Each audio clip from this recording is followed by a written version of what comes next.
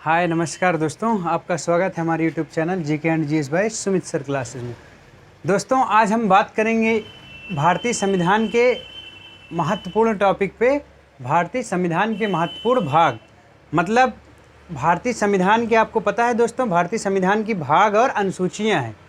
जैसे आप पढ़ते हैं हर किताब, क्योंकि हर किताब आप पढ़ते हैं और आप किताब जब पहला पेज आप खोलते हैं तो आपको क्या मिलती है? विषय सूची मिलती है। मतलब उस विषय सूची में कि इस किताब में कौन कौन से चैप्टर दिए हुए थे। विषय तो आप जानते हैं, किताब जिस भी चीज़ की लेते हैं पहले विषय होता है, पर उस विषय के अंतर्गत कौन कौन से लेसन पढ़ना है, कौन कौन सा पाठ दिया हुआ है, उस पाठ को हम पढ़ते हैं। उसी तरह दोस्तों हमारे भारत के संविधान क्या है? संविधान एक विषय है, ठीक है ना, एक कानूनी पुस्तक है, ये आप जानते हैं। तो उस पुस्तक को पढ़ने के लिए कि किस भाग में या किस पाठ का क्या नाम है और किस पाठ में क्या किस चीज़ का उल्लेख किया गया है, उस सारी चीज़ों को समझने के लिए हम भारतीय संविधान में भाग को डिवाइड कर दिए हैं। भाग के माध्यम से हम समझते हैं। जैसे अगर हमें राष्ट्रपति के बारे में जानना है, प्रधानमंत्री के, उपराष्ट्रपति के, राज्यसभा, लोकसभा, तो हम वह भाग 5 के अंतर्गत संघ है तो उसमें बात करते हैं। उसी तरीके से हमें ढूंढना नहीं पड़े, उसी तरीके से हम भाग के माध्यम से संविधान को पढ़ना आसान समझते हैं, ठीक है ना। ये समझिए एक प्रकार का आपका विषय सूची है संविधान को पढ़ने के लिए, ठीक है ना, कि संविधान में कहाँ पे कहाँ पर क्या दिया गया है, इस हम भाग के माध्यम से डायरेक्ट ढूंढ सकते हैं उसको। तो आइए दोस्तों बात करते हैं अब भारतीय संविधान की महत्वपूर्ण भाग, जहाँ से आपके प्रश्न बनते हैं ऊपर से। दोस्तों वीडियो को पूरा देखिए, क्योंकि हम यहाँ से जितने प्रश्न बनते हैं इसके अलग से हम प्रश्न आपको देते हैं और गारंटी लेते हैं कम से कम आपको 50 प्रश्न हम देंगे। इतने छोटे से वीडियो में आपको 50 प्रश्न मिलेगा। एग्जाम दीजिएगा, उसके बाद बताइएगा आप कि प्रश्न कहाँ से आते हैं, ठीक है दोस्तों। अच्छा लगेगा तो कमेंट जरूर करिएगा। सब्सक्राइब नहीं किए होंगे दोस्तों, सब्सक्राइब करिएगा और शेयर जरूर करिएगा। आइए अब बात करते हैं भारतीय संविधान के भाग पर। तो दोस्तों पहले भाग के बारे में बात करते हैं। क्या आपको पता है हमारे मूल संविधान में कितने भाग थे? आपका पहला प्रश्न है। पहला प्रश्न बहुत पूछा जाता है, भारतीय संविधान में हमारे मूल संविधान में कितने भाग थे? तो 22 भाग थे। कितने भाग थे दोस्तों? 22 भाग थे। अगर आपका प्रश्न आता है भारतीय संविधान में, मूल संविधान में कितने भाग थे? 22 भाग थे, ठीक है ना।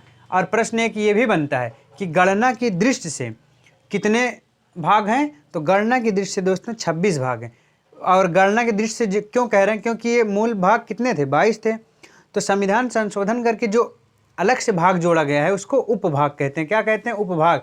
उसी तरीके से अनुच्छेद भी होते हैं जो बाद में जोड़े गए हैं, उसे उप अनुच्छेद कहते हैं। जैसे 19 के अंतर्गत 19(1), 19(2), 19(3), 19 का खा गा घा, ये क्या है? उप अनुच्छेद हैं। किसके? 19 के। वैसे संविधान के जो 22 भाग में जोड़े गए हैं, ये सब उसी 22 भाग में ही जोड़े गए हैं। जो 4 का, 9 का, 9 खा, 14 का, ये सब क्या है? मूल भाग में ही जोड़े गए हैं, इसलिए उसको क्या कहते हैं? उपभाग कहते हैं दोस्तों, ध्यान दीजिए, उपभाग कहते हैं। आइए बात करते हैं भाग 1। आपको पता है भाग 1 किसी भी चीज़ के पाठ 1 में क्या दिया होता है? पहले नंबर उसकी सारी चीज़ें दी गई होती, उसी का उल्लेख किया गया होता है जिस व्यक्ति के बारे में, जिस चीज़ के बारे में होता है। तो ऐसे हमारे भारतीय संविधान के भाग 1 में क्या कहा गया है? भारतीय संविधान के भाग 1 में दोस्तों संघ और उसका राज्य क्षेत्र का उल्लेख किया गया। किसका? संघ और राज्य क्षेत्र का। मतलब प्रश्न इसका कैसे आता है? भारतीय संविधान में राज्यों का उल्लेख किस अनुच्छेद में किया गया है या किस भाग में किया गया है? तो राज्यों का उल्लेख या भारत का उल्लेख किस भाग में किया गया? तो भाग 1 में। भाग 1 में किसका उल्लेख किया गया है? संघ का भी उल्लेख किया गया और उसके राज्य में। क्योंकि भारत कैसा देश है? भारत राज्यों का संघ है। कैसा संघ है? राज्यों का। राज्यों से मिलकर एक संघ बना है, ठीक है ना, राज्यों का संघ। और अनुच्छेद 1 में कहा गया है India that is Bharat shall be union of state. अर्थात भारत क्या है? राज्यों का संघ है। भारत क्या है? राज्यों का संघ है। ये हमारे भाग 1 में कहा गया है। अनुच्छेद भाग 1 में कितने से लेके कितने अनुच्छेद तक का उल्लेख है दोस्तों? तो अनुच्छेद 1 से लेके 4 तक का उल्लेख भाग 1 में किया गया है। और भाग 1 संघ और राज्य, उसका राज्य क्षेत्र। संघ का ही राज्य जो है उसी का राज्य है ना। किसके? संघ के, भारत के, क्योंकि राज्य कहाँ है? भारत में ही है, ठीक है ना। आइए अब बात करते हैं भाग 2 दोस्तों, बहुत इंपॉर्टेंट है, आपके प्रश्न बनता है।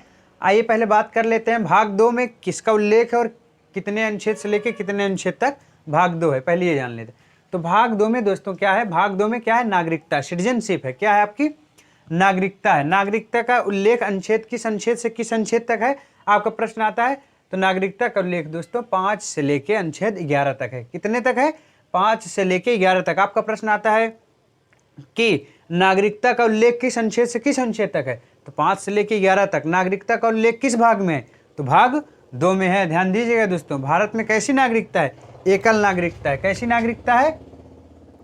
एकल नागरिकता है। ये ध्यान दीजिएगा, भारत में कैसी नागरिकता है? एकल नागरिकता है। ये बात को आप ध्यान दीजिएगा, ठीक है ना दोस्तों।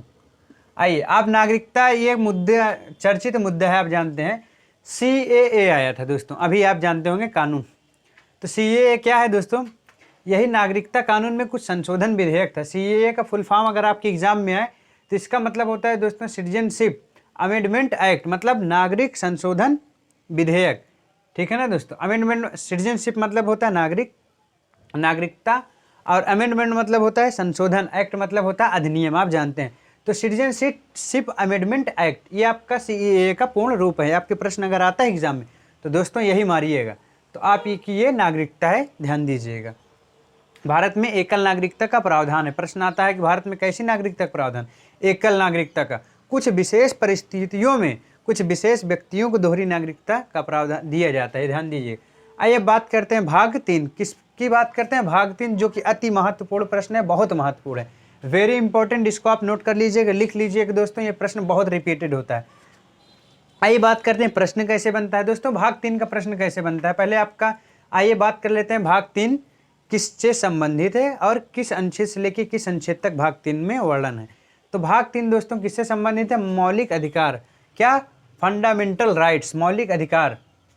आइए बात करते हैं मौलिक अधिकार का उल्लेख किस अनुच्छेद से किस अनुच्छेद तक है। तो अनुच्छेद 12 से 35 तक है। किस अनुच्छेद से किस अनुच्छेद तक है दोस्तों? 12 से लेके 35 तक है। आइए बात करते हैं कैसे कैसे प्रश्न बनते हैं भाग 3 से। दोस्तों भाग 3 का प्रश्न ये बनता है, आता है प्रश्न, मौलिक अधिकार निम्नलिखित में किस भाग से संबंधित है? तो भाग 3 से। प्रश्न आपका बनता है भाग 3 किससे संबंधित है? तो मौलिक अधिकार से। और मौलिक अधिकार का वर्णन किस अनुच्छेद से किस अनुच्छेद तक है दोस्तों? तो 12 से लेके 35 तक। इतने टाइप के आपके प्रश्न बने हैं इस पे, ठीक है दोस्तों, ये ध्यान दीजिएगा। और ये प्रश्न बना है कि मौलिक अधिकार कहाँ से लिए गए दोस्तों? तो अमेरिका से लिए गए। मूल अधिकार कहाँ से लिए गए? अमेरिका से लिए गए। मौलिक अधिकार का संरक्षक किसे कहा जाता है? सुप्रीम कोर्ट को कहा जाता है। किसे कहा जाता है? सुप्रीम कोर्ट को, क्योंकि हम मूल अधिकार के हनन से संबंधित सीधे हमें अधिकार दिए गए संविधान के तहत, अनुच्छेद 32 के तहत ये अधिकार दिया गया है भारत के नागरिकों को। अगर उनके मूल अधिकार का हनन हो रहा है, अनुच्छेद 12 से लेकर जो 35 तक दिए गए, तो आप अनुच्छेद 32 के तहत बिना डिस्ट्रिक्ट कोर्ट गए, हाई कोर्ट गए, आप सीधा सुप्रीम कोर्ट जाने का एकमात्र अधिकार देता है अनुच्छेद 32। और अनुच्छेद 32 को ही भीमराव अम्बेडकर ने संवैधानिक उपचारों का अधिकार कहा है दोस्तों। क्या कहा है? प्रश्न आपका बहुत आता है। संवैधानिक अधिकारों का उपचार कहा है अनुच्छेद 32 को। किसने कहा है? भीमराव अम्बेडकर ने कहा है, ये ध्यान दीजिएगा।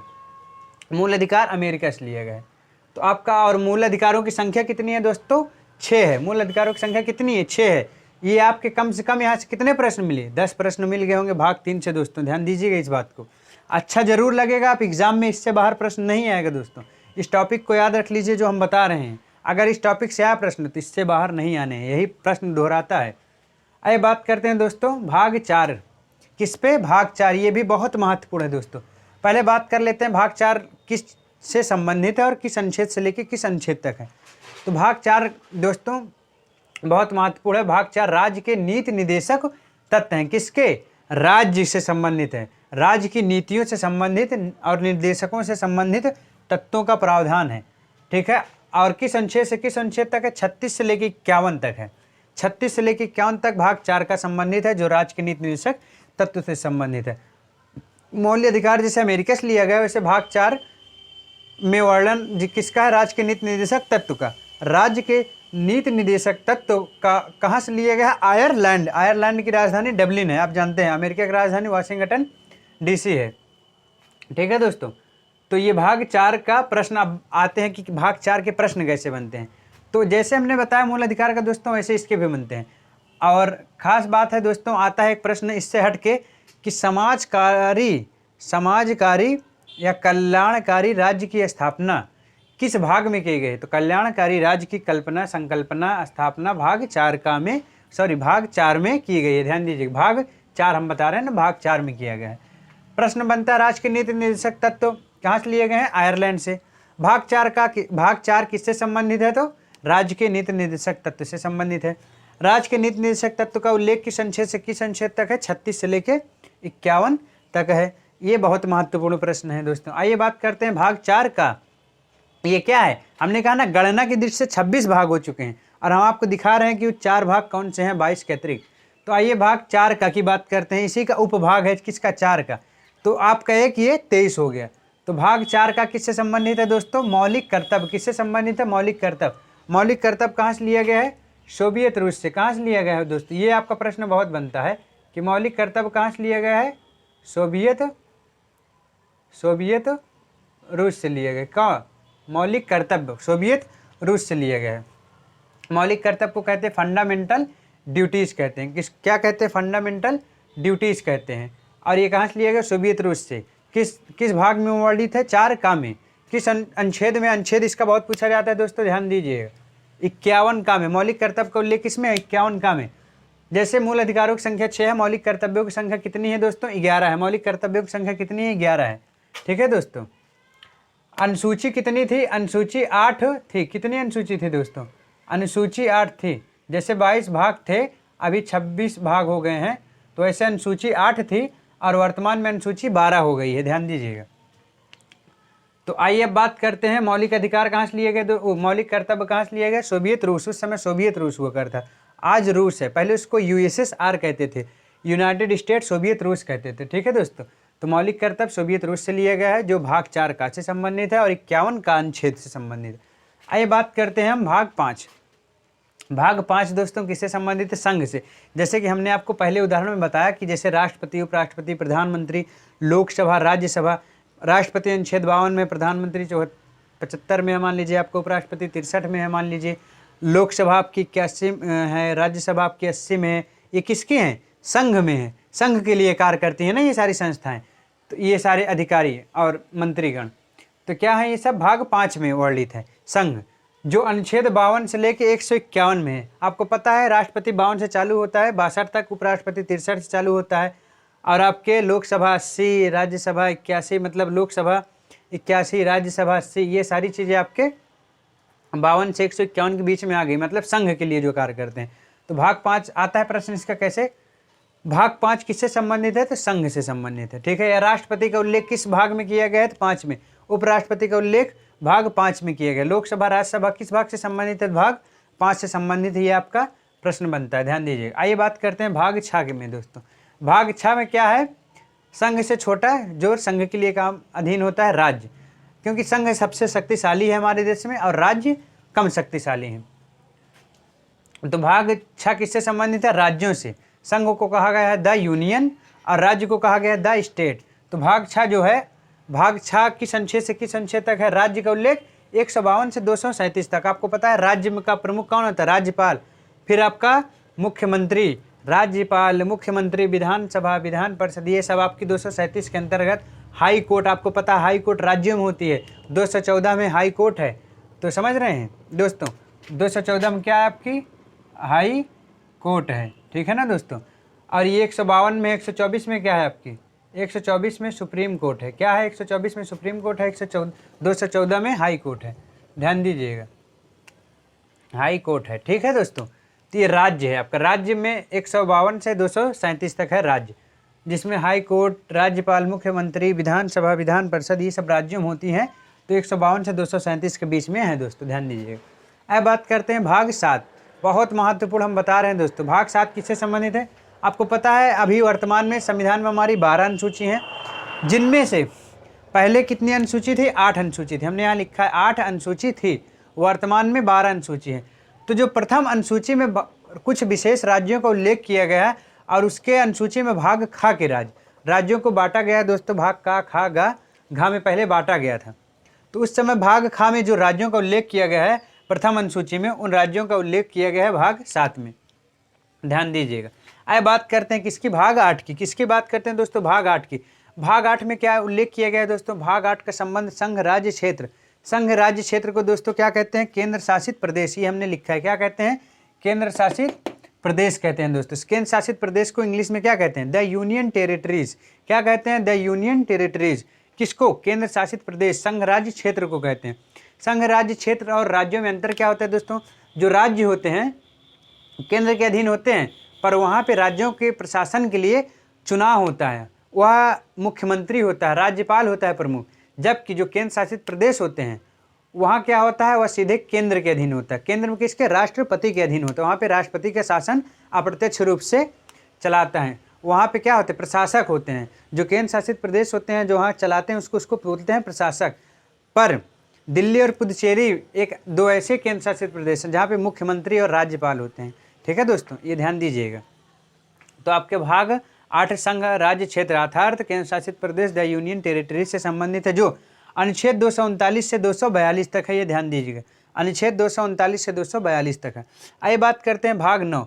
भाग 9 दोस्तों तो बहुत ज़्यादा पूछा गया, वेरी वेरी इंपॉर्टेंट। इसको जितना आप याद कर लीजिए उतना कम है। आप प्रश्न पत्र उठा के देखिए, हमारी बातों को मत मानिए। एग्जाम दे के आएंगे तब हमसे मिलिएगा।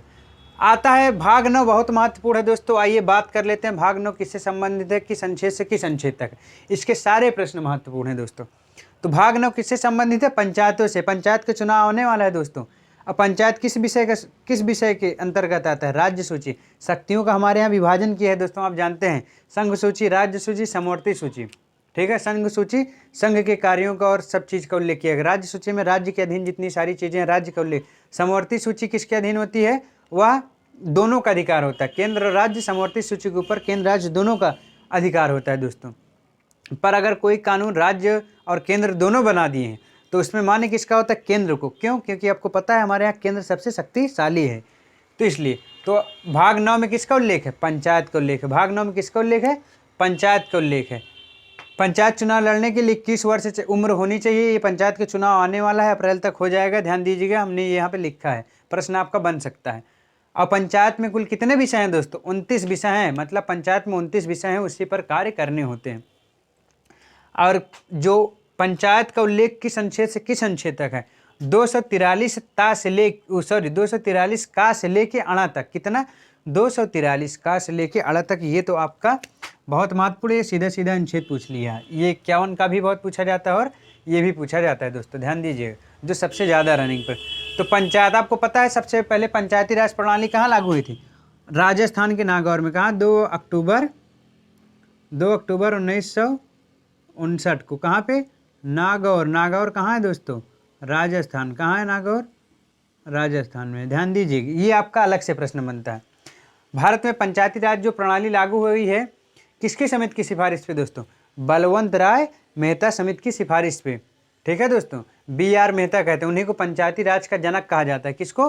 बलवंत राय मेहता को भारत में पंचायती राज का जनक भी कहा जाता है। उन्हीं समिति की सिफारिश पे भारत में त्रिस्तरीय पंचायती राज लागू है दोस्तों। ठीक है ना, एक जिला पंचायत, ठीक है ना, जिला पंचायत आपका हो गया, क्षेत्र पंचायत हो गया, क्षेत्र पंचायत को ही ब्लॉक स्तर पे कहते हैं। ठीक है दोस्तों, और एक आपका ग्राम पंचायत। इन 3 स्तरों पे पंचायती राज प्रणाली भारत में लागू है।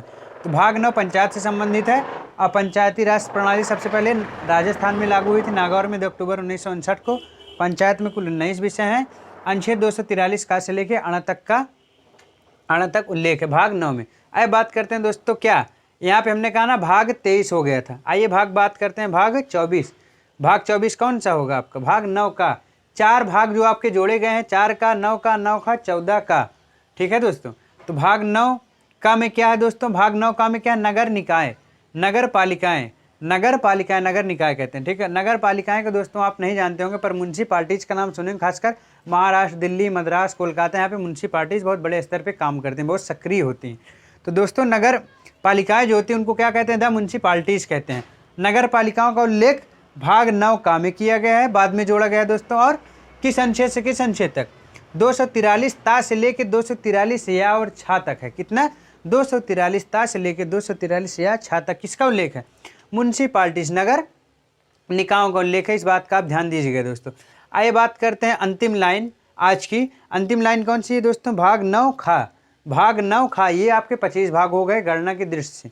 9 खा किससे संबंधित है दोस्तों? सहकारी समितियाँ। सहकारी समितियों को क्या कहते हैं इंग्लिश में दोस्तों? कोऑपरेटिव सोसाइटी को क्या कहते हैं? कोऑपरेटिव सोसाइटी कहते हैं दोस्तों, ध्यान दीजिएगा।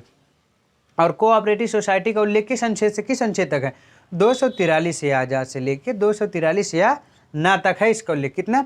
243 या आजाद से लेके 243 या ना तक किसका उल्लेख है? भाग 9 खा सहकारी समितियां। प्रश्न कैसे बनता है? प्रश्न आपका 9 का से बनता है, नगर पालिका किससे संबंधित है? नगर पालिका 9 का भाग 9 का से संबंधित है। नगर पालिका का उल्लेख किस अनुच्छेद से किस अनुच्छेद तक है? तो 243 ता से लेकर 243 या छा तक है। उसी प्रकार दोस्तों प्रश्न आपका बनता है 9 खा किससे संबंधित है? 9 खा में भाग 9 खा में किसका उल्लेख किया गया? सहकारी समितियां या सहकारी समितियों का संबंध किस भाग से है? तो 9 खा से है। सहकारी समिति किस अनुच्छेद तक का उल्लेख है इसमें? तो 243 या जा से लेकर 243 या ना तक इसका उल्लेख है दोस्तों। ये आपके कुछ महत्वपूर्ण बातें रहे दोस्तों। जितने प्रश्न बनते हैं संभवतः हमने यहाँ बताने की कोशिश किया है। अच्छा लगेगा दोस्तों तो सब्सक्राइब नहीं किए होंगे, सब्सक्राइब जरूर करिए, शेयर भी करिएगा दोस्तों। आप सबका प्यार बना रहा तो आप सब खाली वीडियो देखिए, उसके बाद प्रश्न हल करिए, फिर आप तुलना करिए, हमें बताइए आपका प्रश्न मिल रहा है कि नहीं मिल रहा है। नहीं मिलेगा तो हम बनाना छोड़ देंगे दोस्तों वीडियो, ये गारंटी है। ठीक है दोस्तों, चलिए मिलते हैं आपको अगले वीडियो में। तब तक के लिए नमस्कार दोस्तों, धन्यवाद।